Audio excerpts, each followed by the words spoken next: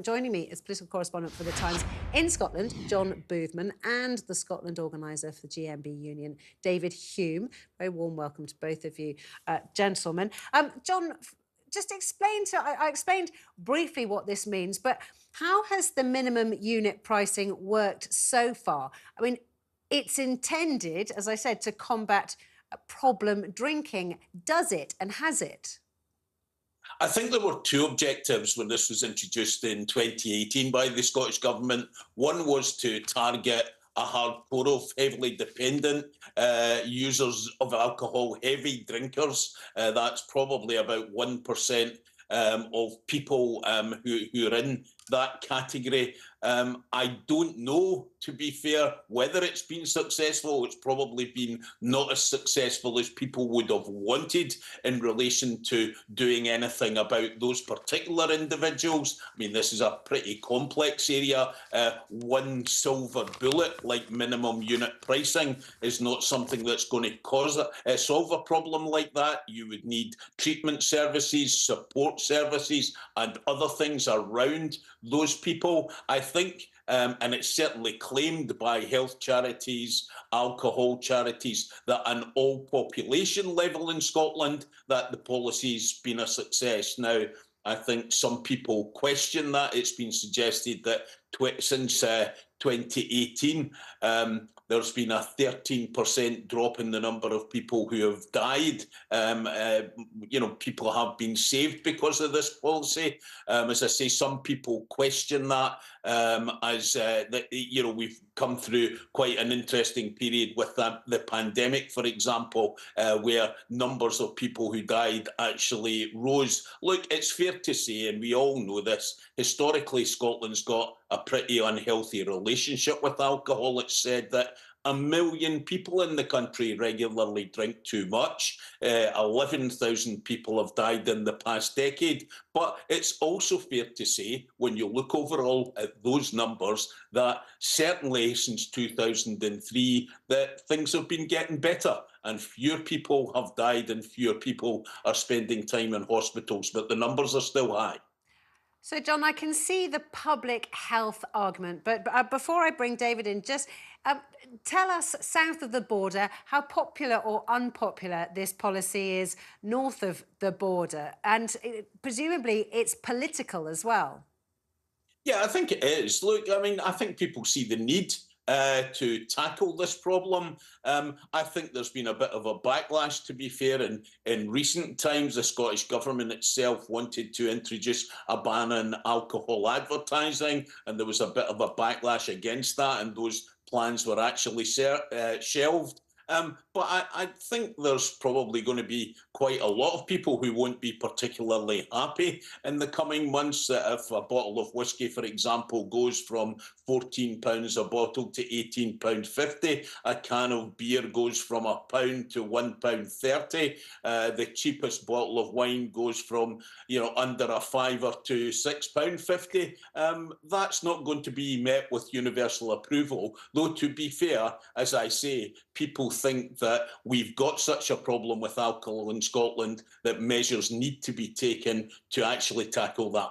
Yeah, well, I can imagine that for, a lot of people who like a drink, people who sell alcohol, people in hospitality business and so on, this is going to go down like the proverbial bucket of sick rather than toasting with a glass of champagne. David, just explain your view on this. Our position is that 10,000 direct jobs are supported by the brewing, whisky and spirits industry in Scotland. The government should have a strategy for more investment. We should have a strategy for more job creation. And in a lot of areas where these jobs are, it's communities that heavily rely on it. Rural communities, sometimes poor, impoverished communities. These jobs are unionised. They have got good paying conditions. They've got good pensions.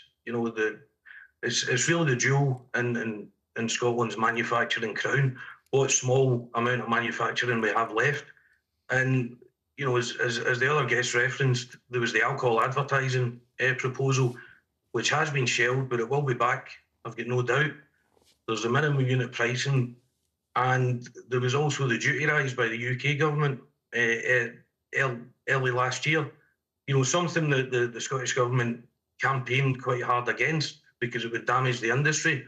Yet here they are, increasing the minimum unit pricing to 65 pence. And I would understand the health argument if that money was ring fenced, but it's going into the pocket of the retailers. So there's no plan for recovery services. There's no plan for supporting people that have alcohol problems, and they really have no plan for the reasons that people have alcohol problems, which is underemployment, poverty, and despair.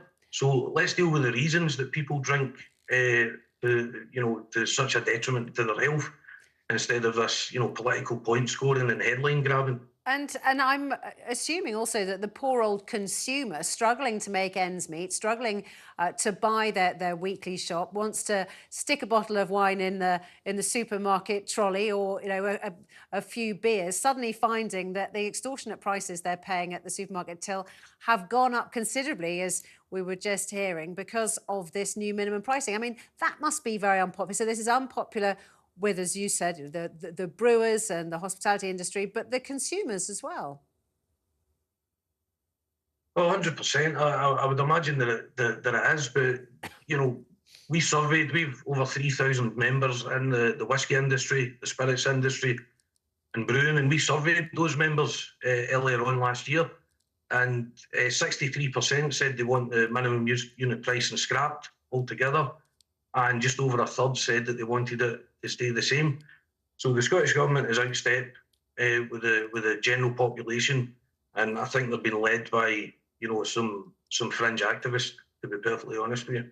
And John Boothman, just bringing it back to the politics, we mentioned there that there's a vote on there.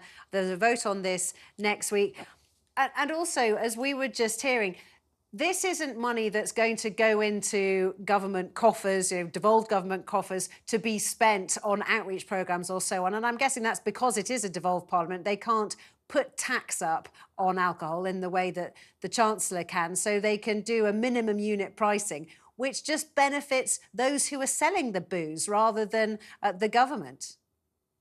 Yeah, it does benefit those who are selling the booze, but all of the small retailers who are involved in this sector will tell you, it'll benefit big supermarkets and the like. And the difficulty for these small retailers in particular is that they say we've got a cost of living crisis, which we have. Fewer people are spending money in their shops. They're trying to attract people into those shops. They complain about higher energy prices, which they've had as well. And they're going through a very, very difficult period. I heard this morning that pubs in Scotland are closing in record numbers. So it's a big, big issue for those small businesses. It's a big, big issue, as you yourself have said, for consumers. And it does seem, I think, to a lot of people a bit illogical, a bit perverse, even for it, if it's for the best of public health reasons, that during a cost of living crisis, that's something that people enjoy. One of the few things they probably got to enjoy, a beer, a bottle of wine, a bottle of gin at the weekend, should face rises of up to 30%. I'm guessing the only people who are really benefiting from this policy will be those retailers right on the English border, around the borders, where consumers can pop over the border from Scotland to England, stock up the back of their car with cheaper booze, and then drive home. I can see, as far as I can see, they're the only people that are really going to be benefiting from this, a sort of Scottish-English bootlegging. But gentlemen, thank you so much for explaining what's going on with the price of booze there in Scotland.